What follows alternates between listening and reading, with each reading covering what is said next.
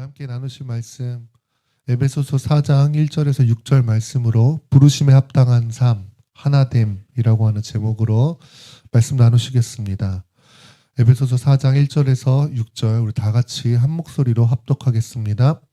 그러므로 주 안에서 갇힌 내가 너희를 권하노니 너희가 부르심을 받은 일에 합당하게 행하여 모든 겸손과 온유로 하고 오래 참음으로 사랑 가운데서 서로 용납하고 평안에 매는 줄로 성령이 하나 되게 하신 것을 힘써 지키라.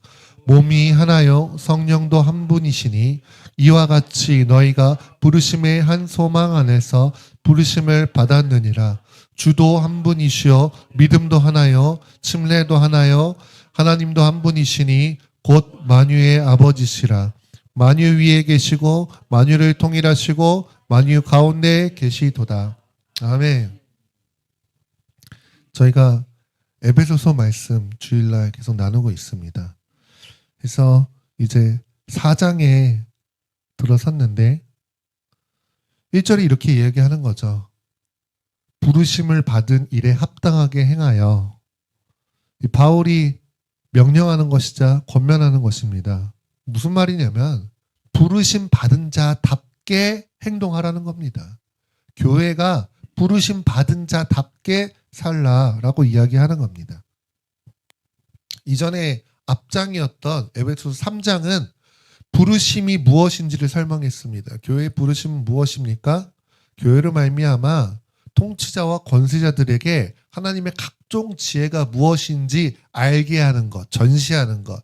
결국 교회를 통하여서 악한 영과 권세자들 가운데 세상 영 가운데 하나님의 뜻이 무엇인지 보여주시고 드러내시는 것, 구원을 드러내시는 것이 교회의 부르심입니다. 그래서 교회에는 계속해서 구원의 일들이 일어나야 되는 거고 구원을 향한 찬양과 예배와 구원의 말씀의 선포들이 있어야 되는 것이고 우리 성도들의 간증을 통하여서 이것이 전시되어야 되는 것, 보여야 되는 것이죠. 그리고 그것을 위하여서 부르심을 위하여서 어떻게 기도해야 되는지 바울이 구하였던 간구들을 통하여서 부르심을 이루는 기도를 다루는 것이 에베소서 3장이었다면 에베소서 4장은 그 부르심을 받은 자들, 이 부르심이 얼마나 높은 부르심입니까? 우리가 직장 생활을 하는 분들이 어떤 곳에 스카웃만 당해도 콜링을 당해도 기분이 좋잖아요. 근데 그 정도의 부르심이 아니라 원래 하나님의 일에 동참하는 영광스러운 부르심을 받은 자들. 그래서 부르심에 따라서 그 사람의 신분도 달라지는 것입니다. 하나님이 아무나 부르시는 것이 아니라는 것이죠. 하나님이 우리를 하나님의 동참하는 하나님의 자녀되는 자들로서 하나님의 부르심으로 부르셨는데 그렇다면 그 부르심을 받은 자답게 행동하라라고 그 부르심을 받은 교회가 어떻게 살아야 되는지에 대해서 구체적으로 이야기하는 것이 에베소서 4장이다라는 겁니다. 그럼 오늘 이 바울의 설교 안에서 부르심에 걸맞게 살아가는 것이 무엇인가라고 했을 때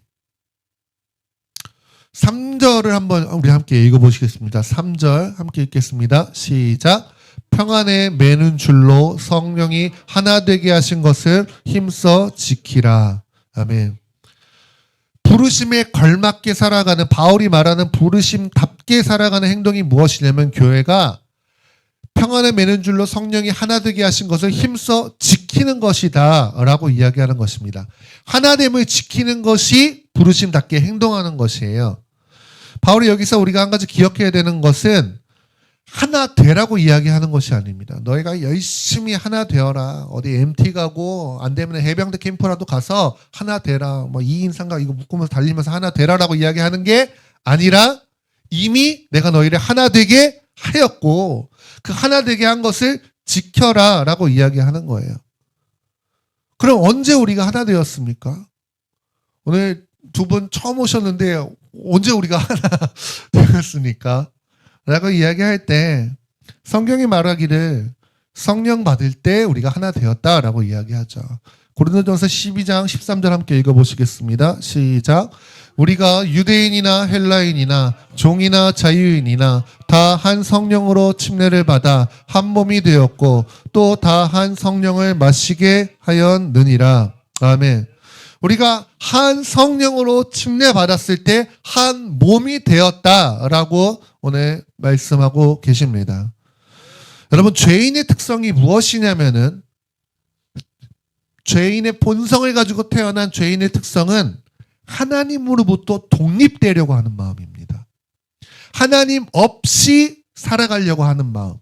하나님 없이 스스로 하나님이 되어 살아가려고 하는 이 독립성이 죄인의 특성이에요. 그래서 이것 때문에 원래 하나님과 연결되어서 지어졌던 존재인 인간이 하나님과 분리될 수밖에 없었던 겁니다. 생명이신 하나님과 그렇게 분리되니까 그 결과는 사망일 수밖에 없는 거죠. 그래서 인간은 태어날 때부터 독립적이기를 원해요. 애들이 부모님 없이는 못 사는 것 같지만 다리에 힘들어가고 머리가 자라기 시작하면서부터 독립되기를 원하죠. 뭐 자연스러운 것입니다. 근데 문제는 뭐냐면은 죄성 안에서 어떤 기질이 발휘됩니까? 자기 소견에 옳은 대로 행하려고 하는 것이죠. 이게 부모와 자녀 간의 관계일 수도 있지만 학교에서 선생님과 학생 간의 관계일 수도 있을지 모르겠지만 결국 이것은 권위와 나와의 문제인 것이고 더 나아가서는 하나님과 나와의 관계에서 하나님으로부터 독립되려고 하는 죄인의 본성이 이렇게 드러나는 것이다 라는 것입니다. 그래서 하나님과 인간 사이에 담이 생긴 겁니다. 죄로 인하여서. 근데 이게 하나님과 인간 사이에 담이 생긴 것만의 문제가 아닌 거예요. 성경은 하나님과 인간 사이의 문제는 반드시 인간과 인간 사이의 문제로 드러나게 하시는 겁니다. 그래서 하나님을 사랑하면은 이웃을 사랑하지 않을 수 없는 것 또한 같은 원리 안에서 일어나는 것인데 하나님과 인간 사이에 담이 생겼으니까 결과적으로 인간과 인간 사이에도 담이 생긴 것입니다. 근데 이것을 누가 허무셨습니까? 예수 그리스도께서 허무셨죠. 에베소서 2장 13, 14절 한번 읽겠습니다. 이제는 전에 멀리 있던 너희가 그리스도 예수 안에서 그리스도의 피로 가까워졌느니라. 그는 우리의 화평이신지라 둘로 하나를 만드사 원수된 것 곧 중간에 막힌 담을 자기 육체로 허시고. 아멘. 예수 그리스도께서 십자가를 통하여서 우리를 하나 만드셨다라고 말씀하고 있습니다. 십자가가 우리를 어떻게 하나로 만드셨는가? 우리가 죄인으로서 각자 분리된 삶을 사는 존재였습니다. 영적으로 다 분리되어 있어요. 부부여도 분리되어 있습니다. 부모 자식 간이어도 분리되어 있어요. 그런 우리가 십자가를 통하여서 나라고 하는 존재를 못 박아요. 예수 믿는다는 것은 이게 기본인 것입니다. 성령 침례받았다라는 것은 내가 나의 옛사람이 예수와 함께 죽었다는 것을 의미하는 거예요. 그리고 다시 예수와 함께 연합하여 부활에 우리가 동참하게 됩니다. 그럴 때 내가 죽고 부활하는 이 사건 이전에는 우리가 다 각자 독립된 존재예요. 다 각자가 스스로 하나님입니다. 그런데 그런 내가 죽었고 부활했는데 예수로 부활했어요. 근데 나만 예수로 부활한 게 아니라 내 옆에 우리 지체도 예수로 부활하고 우리 예수로 부활하고 그렇기 때문에 오늘 두 분 처음 오셨지만 우리가 예수 그리스도 안에서 그리고 특별히 성령 안에서 우리가 다 예수의 생명으로 부활한 자들 한 몸 하나가 되었다라는 것입니다. 십자가가 이것을 이루신 겁니다. 그리고 십자가에서 예수님이 객관적으로 이뤄놓으신 그것을 성령이 우리에게 오셔서 나의 실제가 되도록 나의 고백, 오늘 나의 것이 되도록 적용하신 것입니다. 그래서 이 하나됨이라는 것이 무엇인지 이렇게 하나 되게 하셨는데 이 하나됨이라는 것이 무엇인지 에베소서 4장 4절 6절이 이야기하는 겁니다. 우리 한번 함께 읽겠습니다. 시작. 몸이 하나여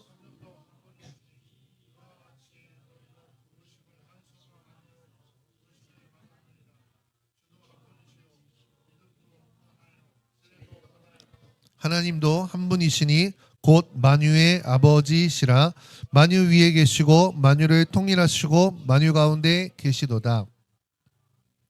우리가 무엇이 하나 되었는가? 오늘 이것을 에베소서 4장 4절에서 6절이 설명하고 있습니다. 오늘 여기서 우리가 무엇이 하나 되었는지에 대해서 7가지를 이야기하고 있어요. 먼저는 몸이 하나 되었다라고 이야기합니다. 몸이. 우리가 예수 그리스도를 믿고 성령을 받은 그 순간부터 우리는 이제 영적으로 나 개인 독립으로 존재하는 것이 아니라 거대한 그리스도의 몸 안으로 합류하게 된 거예요. 그의 몸의 일원이 된 겁니다. 그러니까 우리가 지체 표현하는 것은 다른 게 아니에요. 지체는 몸의 일부라는 표현이잖아요. 그래서 우리 옆에 있는 사람은 나의 지체입니다라고 하는 것은 이 사람이 나의 몸의 일부입니다라는 표현인 겁니다. 우리가 성령으로 거듭났을 때 예수 그리스도와 연합하게 되었을 때 예수 그리스도의 몸의 일부가 된 것입니다. 그리고 머리는 누구십니까? 예수 그리스도이신 거죠. 예수 그리스도를 머리로 하고 우리는 각자 그 몸의 지체로서 한 몸이 되었다라는 것입니다. 몸이 하나가 된 것. 그리고 또 하나가 된 건 무엇입니까? 성령이 한 분이시다라는 겁니다.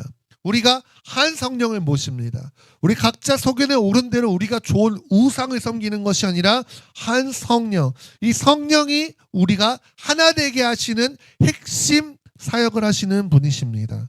그래서 성령 받고 우리가 거듭나면은 자연스럽게 세상에 대한 어떤 반응들이 일어나게 되는데 그게 뭐냐면은 이전에는 즐거웠던 것, 이전에는 좋았던 것들이 자연스럽게 거절되는 느낌들이 있습니다. 그건 뭐냐면은 우리의 영의 소속이 바뀌니까 세상의 영들을 거절하고 거부하게 되는 현상이 일어나는 겁니다. 이전에는 우리가 영을 따라서 세상 영의 지배를 받고 살았다면 거듭남 이후에는 우리가 성령을 모시고 사는 자가 된 것입니다. 그래서 이 성령의 다스림을 받는 사람들이 각자 모습은 다르다고 할지라도 같은 영, 한 영이기 때문에 하나됨을 경험하게 된다라는 것입니다. 여러분 다 같은 영 받으셨죠? 다른 영 받으시면 안 됩니다. 우리가 뭐 더 탁월한 영 그런 거 없습니다. 우리는 한 성령을 받은 사람들입니다. 그리고 또 우리는 무엇이 하나 되게 하셨습니까? 부르심의 소망이 하나 되셨다라는 겁니다. 부르심의 소망. 부르심은 무엇입니까? 우리의 시작점이에요. 우리가 새롭게 된 시작점. 주님이 우리를 부르셔서 우리가 시작하게 됐습니다. 우리는 예수 그리스도로 말미암아 새롭게 시작된 자들입니다. 아멘. 우리 이전이 어땠는지는 상관이 없어요. 그거 다 이전 것은 지나가고 주님이 우리를 새롭게 하셨습니다. 그리고 이 시작의 끝이 무엇이냐? 이 시작의 종착점이 우리가 소망하는 바예요. 우리의 소망은 무엇입니까? 결국에는 완성된 하나님의 나라인 것입니다. 그래서 우리가 각자 살아온 모습이 다르다고 할지라도 십자가를 통해서 새로 시작하게 된 것이 같아요. 그리고 어디를 향해 가야 되는지 그 목적지가 같습니다. 아멘. 그래서 우리는 같은 길을 가는 하나된 자들이다라는 겁니다. 그리고 주가 한 분이십니다. 주인이 한 분이세요. 우리가 이전에는 각자를 주인으로 살아가던 우리가 이제는 예수 그리스도를 유일한 주인으로 모시고 사는 자들이 되었습니다. 그래서 우리가 행동하는 그 모든 이유와 목적은 한 분이신 예수 그리스도를 위한 것으로 바뀌게 되는 것입니다. 우리는 다 한 분의 명령을 따르는 사람들인 거예요. 그래서 각자 다른 행동을 할 수 있지만 각자 다른 지침을 받을 수 있지만 우리를 지휘하시는 분은 우리를 조정하시는 분, 종이 아니라 우리를 조정하시는 분은 예수 그리스도 머리이신 그분, 주인이신 예수님 한 분이시다라는 것입니다. 또 우리는 믿음이 하나입니다. 우리가 믿는 바가 무엇입니까? 예수 그리스도께서 하나님의 아들이신 것과 그가 하나님의 아들로서 인간이 되셔서 이 땅에 오신 것과 우리의 죄를 담당하시고 십자가에서 죽으신 것과 죽은 지 3일 만에 부활하신 것과 그리고 그분이 하나님의 아들로서 온 우주 가운데 인정받으시며 하나님의 보좌 우편에 앉으신 것과 그 예수님께서 우리에게 성령을 보내신 것과 그리고 그 성령을 통해서 이 땅에서 우리가 교회를 세워갈 때에 땅끝까지 복음을 증거할 그 약속된 그날에 예수님이 다시 오셔서 이 땅을 심판하시고 하나님의 나라를 완성하실 것이라는 이 진리를 믿는 믿음이 우리는 같은 자들이지 않습니까? 아멘. 오늘 우리가 믿는 바가 하나이다라는 것입니다. 여러분 이게 달라지면 믿는 바가 달라지면 분열이 일어날 수밖에 없습니다. 물론 각자 교회들마다 강조하는 바가 조금씩 다를 수 있어요. 목사님들마다 설교자들마다 같은 말씀을 가지고도 해석하는 바가 다를 수가 있습니다. 그래서 여러분 중요한 거는 말씀 앞에 성경 앞에 여러분이 세워주시는 겁니다. 제가 기도하고 여러분에게 설교를 준비하죠. 여러분 나름 열심히 준비합니다. 근데 그래도 그거는 어느 부분 제가 성경을 보는 감동, 제가 성경을 보는 해석이 있을 수 있는 거죠. 이것은 여러분에게 참고가 되실 것입니다. 이게 많은 부분 여러분의 어떤 신앙에 영향을 미치겠죠.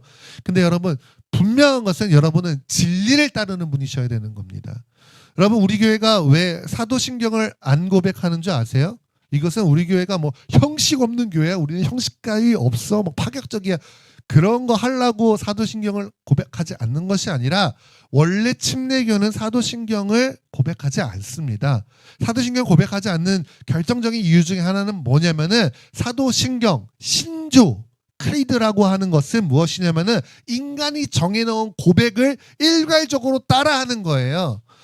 침례교의 가장 핵심적인 가치는 뭐냐면은 사람의 어떠한 가르침도 성경 위에 설 수 없다인 거예요. 사도신경 사도들이 해놓은 믿음의 고백이죠. 그러니까 신뢰할 만한 것입니다. 그 사도신경 자체가 틀렸다고 이야기하지는 않아요. 고백해도 된다 이거예요. 근데 사도신경을 정해놓고 규칙적으로 모든 사람들이 다 그것을 따라하게 하는 것을 성경보다 앞세우지 않겠다라고 하는 믿음의 태도로서 침례교는 사도신경을 고백하지 않습니다. 물론 고백하는 교회도 있어요. 고백할 수도 있고. 근데 이런 근거 안에서 한다라는 것을 여러분 기억하셔야 됩니다. 그래서 오늘 여러분이 어떤 설교자의 이야기, 누군가의 해석 이상으로 무조건 여러분의 1순위는 성경이셔야 되는 겁니다. 우리는 이 성경을 믿는 진리가 같기 때문에 하나일 수 있다라는 겁니다. 그리고 또 무엇이 하나입니까? 침례도 하나인 거죠. 우리는 침례교인이기 때문에 세례라고 쓰고 침례라고 읽는 자들입니다. 그래서 침례는 결국 무엇입니까?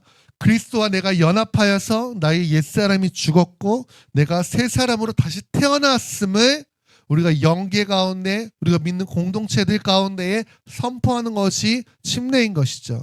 그래서 침례는 우리가 그리스도와 함께 연합하게 되는 의식일 뿐만 아니라 아까 말씀드린 것처럼 나는 죽었고 예수와 함께 부활함을 통해서 우리가 하나 되었기 때문에 우리는 하나입니다 라는 것을 선포하는 의식이기도 한 것입니다.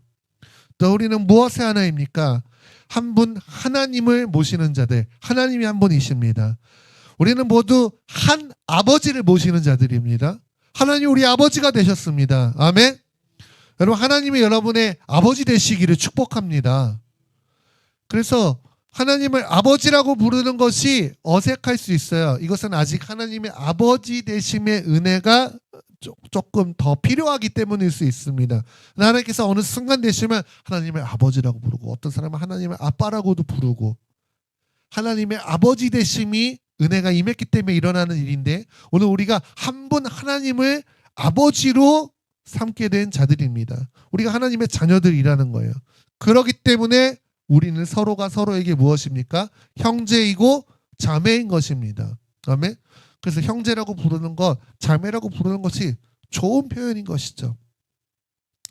우리가 뭐 교회 안에서 직분을 받고 직분대로 불러드리는 것, 뭐 직분이 귀한 것이기 때문에 좋은 것이지만 제가 생각했을 때 가장 좋은 호칭은 성도이고 가장 좋은 호칭은 형제이고 자매인 것이라고 생각합니다. 이것이 가장 성경적인 호칭입니다. 그래서 우리가 때로는 혹은 뭐 성도님 이렇게 부른다고 해서 뭐 기분 나빠하지 마십시오. 저도 성도라고 불러도 손승현 성도님이라 불러도 저도 기분 나빠하지 않겠습니다. 뭐 그렇지 않을 거라고 생각하고서 그렇게 말한다고 생각하실 수도 있지만은 핵심은 뭐냐면은 이 성도라고 부르는 것, 형제 자매라고 부르는 것이 가장 성경적인 것이고 우리가 한 아버지를 섬기고 있기 때문에 우리가 형제이고 자매이다라는 것입니다. 그리고 그분은 만유 위에 계시고 만유를 통일하시고 만유 가운데 계신다라고 이야기합니다. 이것은 무슨 말이냐면은 온 땅 가운데 있는 하나님의 충만하신 통치를 말하는 거예요. 그래서 우리는 한 분 하나님의 통치를 받는 자들, 하나님의 통치 아래서 한 백성인 자들이다라는 것입니다. 그래서 여러분 하나된 에베소 4장 4절에서 6절까지 바울이 7가지로 우리가 하나 되었다라는 것에 진리로서 이렇게 나열했는데, 하나됨이라는 것은 느낌을 말하는 게 아니에요. 너랑 나랑 친하니까, 우리 잘 통하니까, MBTI가 맞으니까 그런 걸로 우리가 하나 되었다라고 얘기하는 것이 아니라, 하나됨은 성령께서 객관적으로 이루어 놓으신 영적인 사건에 근거하여서 하나 된다라는 것입니다. 우리가 앞서 살펴본 이 7가지를 통해서 우리는 이미 하나가 되었다라는 것이죠. 근데 바울이 이야기하는 거, 이건 이미 이루어진 것인데 이 하나됨이 저절로 지켜지지 않는다는 것이죠. 이 하나됨을 힘써 지켜야 한다라고 이야기하는 겁니다. 그리고 그 하나됨을 지키는 방법이 있는데, 지키는 도구가 있는데, 그게 뭐냐면은 평안에 매는 줄이다라는 겁니다. 이게 무슨 말이냐면은, 그러니까 평안으로 우리의 하나됨을 지키라, 뭐 이런 의미인 거죠. 그럼 여기서 평안은 무엇이냐? 평안이 뭔데 우리의 하나됨을 지키고 유지해 줄 수 있냐? 여기서 말하는 평안은 그냥 감정이 평온한 거, 감정이 안정적인 거, 이런 거 이야기한다기보다는 우리 관계 안에서 화목한 것을 이야기합니다. 우리의 관계가 화목한 것. 화목함이 여러분 우리의 하나됨을 지켜줍니다. 아멘? 우리가 화목해야지 하나됨을 지켜주는 거예요. 이 화목이라는 것은 무엇이냐? 서로 간에 담이 사라진 상태를 이야기합니다. 담이 사라진 상태, 막힘이 사라진 상태. 단순히 성도끼리 친해서 친목하고 맛있는 거 같이 먹으러 다니고 모이면 수다 떨고 이런 것을 이야기하는 것이 아니라, 우리 각자가 성령의 통치를 받아서 나라고 하는 자아의 담이 사라지고 성도 간에 통하게 되는 상태, 연결되는 상태가 화목이다라는 겁니다. 이 화목이 유지되어야지 하나됨이 지켜지는데, 그럼 이 평안에 매는 줄, 화목, 이 화목을 위해서 필요한 것이 무엇이냐? 이것을 이야기하는 게 에베소서 4장 2절입니다. 4가지를 이야기하고 있죠. 우리 한번 함께 읽겠습니다. 시작. 모든 겸손과 온유로 하고 오래 참음으로 사랑 가운데서 서로 용납하고. 아멘. 우리 안에 화목이 있기 위해서 뭐가 필요하냐? 겸손이 필요하고, 온유가 필요하고, 오래 참음이 필요하고, 사랑으로 용납함이 필요하다라는 것입니다. 이 4가지 살펴보고 우리가 기도하기 원하는데, 먼저 겸손. 오늘 이 단어는 원어적으로 볼 때 땅에 깔린 낮은 생각이나 마음을 이야기합니다. 그래서 이 단어가 원래는 신학적인 용어가 아니라, 지금 이거 헬라어로 쓰인 편지잖아요. 이 헬라어가 쓰일 이때 당시에는 뭐 그 당시 그리스 사람들, 로마 사람들에게는 아주 노예나 쓰는 천한 신분을 가진 사람들에게 쓰는 단어였어요. 뭐 비굴함을 표현하는 부정적인 단어입니다. 근데 이게 성경 안에서 새롭게 피조물이 된 우리에게 하나님 앞에서 우리가 어떤 존재인지를 돌아보는 단어로 바뀌게 된 겁니다. 의미가 조금 다르게 사용되는 거예요. 그래서 이 단어는 하나님 앞에 피조물인 우리가 어떤 존재인가, 오늘 이것을 파악하는 상태인데, 여러분 하나님 앞에 우리가 원래 피조물로서 어떤 존재인가. 창세기 3장 19절 한번 읽겠습니다. 시작. 내가 흙으로 돌아갈 때까지 얼굴에 땀을 흘려야 먹을 것을 먹으리니 내가 그것에서 취함을 입었음이라. 너는 흙이니 흙으로 돌아갈 것이니라 하시니라. 아멘. 우리가 뭐라고 얘기하세요? 우리가 흙이랍니다. 우리의 본질이 흙이래요. 여기서 말하는 흙이 히브리어로 아파르인데, 이거 무슨 말이냐면은 아주 좋은 흙, 막 토기를 만들 수 있는 그런 좋은 흙을 말하는 게 아니라 먼지 얘기합니다. 먼지, 티끌. 그래서 성경이 말하는 건 우리는 먼지라는 거예요. 우리는 티끌과 같은 존재라는 거예요. 그래서 겸손이라는 건 무엇이냐? 우리가 억지로 내가 낮은 척하는 것을 겸손이라고 이야기하지 않습니다. 세상의 겸손은 뭐예요? 세상의 겸손은 할 수 있어도 아니에요. 선배님 앞에서 몸을 사리고 아우 제가 어떻게 감히 이런 게 겸손이죠. 특별히 한국인이 이거 너무 좋아하죠. 한국인 이거 안 하면은 어떻게 됩니까? 또 두 번째 설교에 흑백 요리사 얘기를 하는데 흑백 요리사에 아주 잘하는 젊은 요리사가 있는데 그 요리사가 좀 잘난 척을 해요. 교만을 해요. 그러니까 실력은 너무 좋은데 사람들이 막 한국 사람들 막 참지를 못하는 거예요. 난 교만한 것도 떨어져. 근데 그 사람이 뭐 잘못한 게 없어요. 죄를 지은 게 아니에요. 도덕적인 문제가 있는 것도 아니에요. 근데 겸손하지 않았다 이거예요. 그러니까 제가 떨어졌으면 좋겠대요. 잘하는데도 이게 한국 사람이 갖고 있는 정서죠. 한국 사람 갖고 있는 정서에는 잘해도 아유 제가 무슨 이거 해야지 겸손이라고 생각해요. 근데 여러분 그건 성경적인 원리 안에서 사실은 겸손이 아니라 위선입니다. 내가 이만큼 이런 게 나의 실체고 나도 그렇게 생각하는데 아닌 척하면은 그거는 위선인 거죠. 성경이 말하는 겸손은 있는 거 있는 대로 보는 거예요. 나는 주님 앞에서 어떤 존재인가? 티끌이군요. 오늘도 아침에 일어나서 기도하면서 지금 내가 예배를 위해서 할 수 있는 게 없습니다.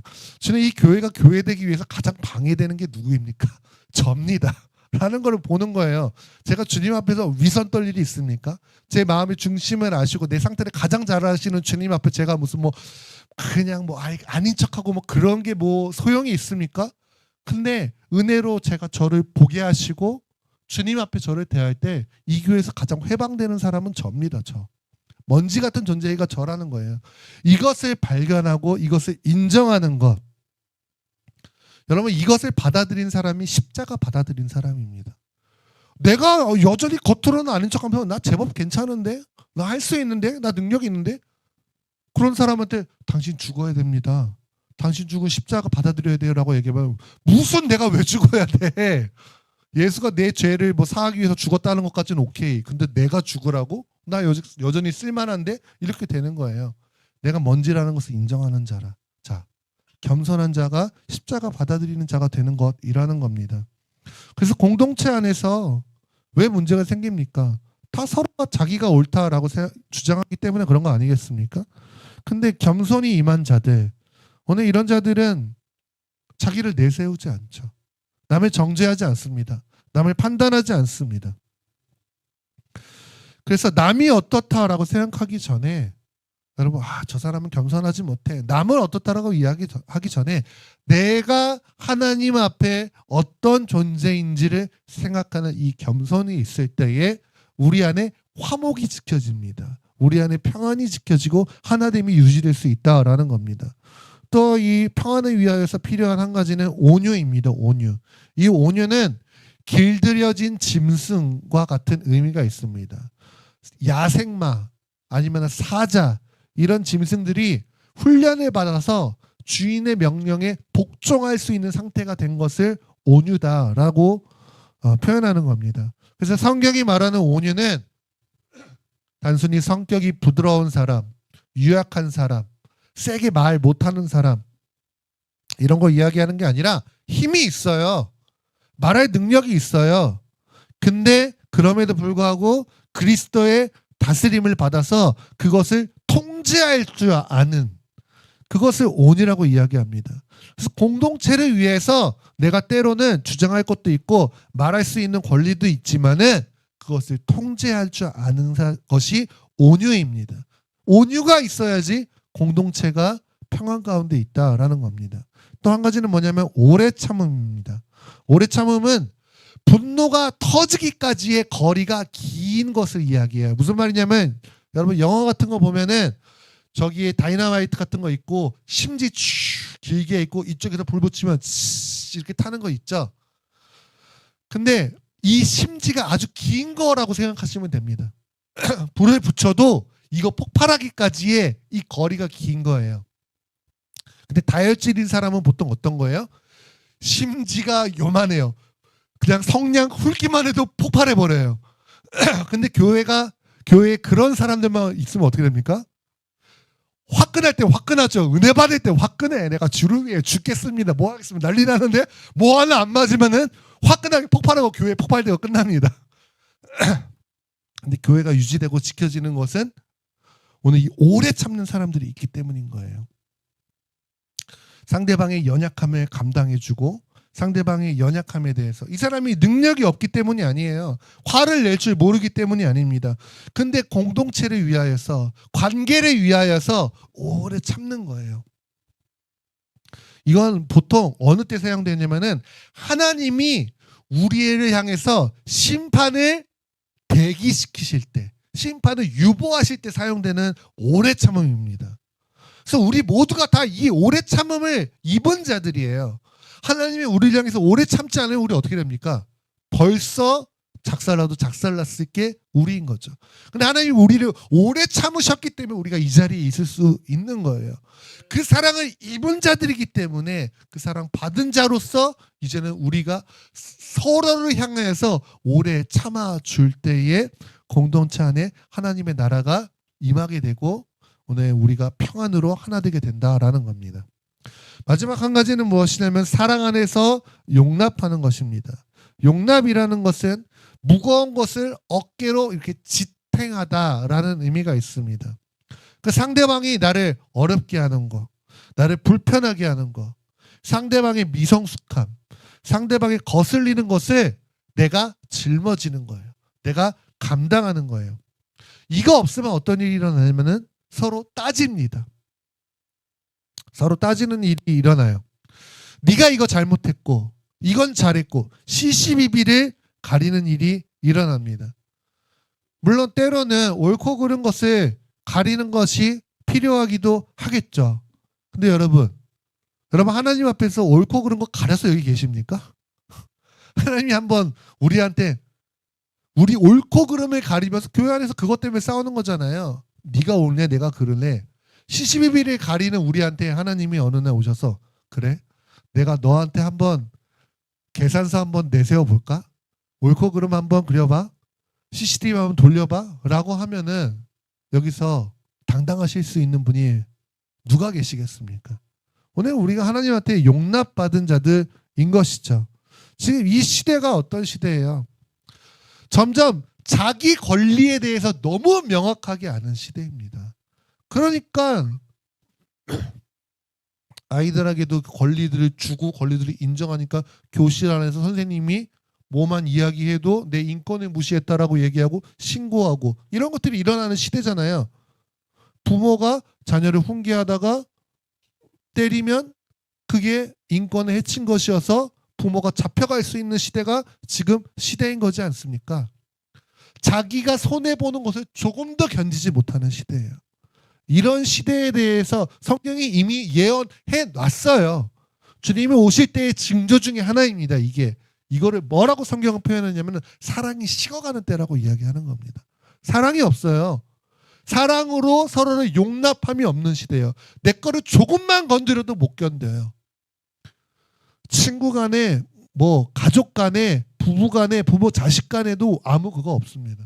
내 이익을 조금만 건드리면 견디지 못하는 이런 시대 가운데에서 사랑으로 상대방이 그러니까 나한테 내가 피해를 입었을 수 있죠. 또 상대방이 연약하면 나를 거슬리게 할 수 있죠. 그 사람이 문제인 거 맞습니다. 근데 그 사람의 문제로 인해서 내 자리를 내 권리를 침범하는 걸 내가 견뎌주는 거예요. 내 무게를 내 어깨를 누르고 있는 것 같은 그 사람이 나한테 주는 짐을 내가 견뎌주는 것. 이것이 용납이다라는 겁니다. 그래서 이 용납이 우리의 평안을 지켜주고 하나됨을 지켜준다라는 것입니다. 오늘 말씀을 마무리하면서 함께 기도하기 원합니다. 오늘 바울이 이야기하는 것은 너희가 높은 부르심을 받은 만큼 이 부르심에 걸맞은 자답게 살아가라 라고 이야기하는 겁니다. 특별히 이 부르심을 받은 자들이 이 모인 교회 그에 맞는 모습은 다른 것이 아니라 하나됨을 지키는 것이다 라는 것이죠. 우리가 무엇에 하나 되었습니까? 한 몸으로, 한 성령으로, 한 소망으로, 한 분 주님을 섬김으로, 한 믿음으로, 한 침례로, 한 분 하나님의 자녀됨으로 우리가 이미 성령께서 우리를 하나 되게 하셨습니다. 아멘. 근데 이것을 그냥 저절로 하나 되게 하셨으니까 우리 하나지 이게 아니라 하나됨을 힘써 지켜야 한다라는 것입니다. 그리고 이거 지키기 위해서 우리가 필요한 4가지 살펴보았습니다. 겸손, 온유, 오래 참은, 용납. 이것으로 우리 안에 화목함, 우리 안에 평안이 지켜진다라고 바울이 이야기하는 겁니다. 이게 사실은 또 제자들이 가져야 될 덕목이기도 한 것이죠. 하나님께서 또 2026년 우리 가운데 또 영혼들을 보내주실 줄로 믿습니다. 우리가 때를 어떤지 못했든지 복음을 증거하고 또 뭐 라이트 캠핑처럼 거창하게 하지 않더라도 수시로 또 초대하고 또 그 기회를 삼아서 또 라이트 캠핑 또 2회 3회 하고 여러분의 직장에서 여러분의 관계 안에서 영혼들을 불러오고 그럴 때에 그들이 오늘 이 공동체에 왔을 때에 오늘 이곳에서 우리의 하나됨을 우리끼리 하나니까 너는 따로야 이런 것을 경험하는 것이 아니라 당신도 그리스도 안에서 우리와 하나입니다 라는 것을 경험하게 할 수 있는 성숙한 공동체가 되기를 원합니다. 그래서 바울이 이야기하는 거예요. 이거 거저 유지되는 것이 아니라 힘써 지켜라. 주님이 우리를 하나 되게 하셨습니다. 우리가 이것을 힘써 지킬 수 있기를 원합니다. 이 하나됨을 통해서 오늘 이 교회가 부르심 이루는 교회가 될 줄을 믿습니다. 그래서 오늘 시간 우리 함께 기도할 때 성령님 우리 각 사람이 성령의 충만함을 받아서 오늘 그 열매로서 사실은 이 온유, 겸손, 오래 참음, 용납 이거 다 성령의 열매지 않습니까? 우리 안에 이 성령의 열매가 나타나서 오늘 우리가 평안에 매는 줄로 하나 되는 공동체 되게 하여 주시옵소서. 우리 각 사람이 성령으로 더 충만하여 그 열매가 드러나는 2026년 한 해가 되게 하여 주십시오. 오늘 그렇게 주의 이름 부르며 함께 기도하며 나아가시겠습니다. 주님